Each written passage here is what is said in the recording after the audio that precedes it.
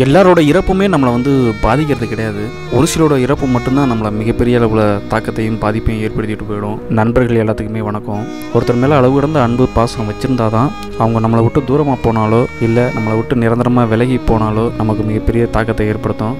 அப்படி தான் இங்கே ஒரு ஊரில் கோவில் தெய்வமாக வழங்கிட்டு இருந்த காலை திடீர் உடல்நல குறைவால் இன்றைக்கி தவறிச்சு. அந்த காலை மேலே வச்சுருந்த அன்புனால் அந்த ஊரில் இருக்க எல்லா பேருமே அந்த காளையோட இறப்பில் கலந்துக்கிட்டு கடைசி வரைக்கும் அந்த கோயில் கடையை மண்ணில் விதைக்கிற வரைக்குமே கூட இருந்து தன்னோட அன்பை வெளிக்காட்டியிருக்காங்க.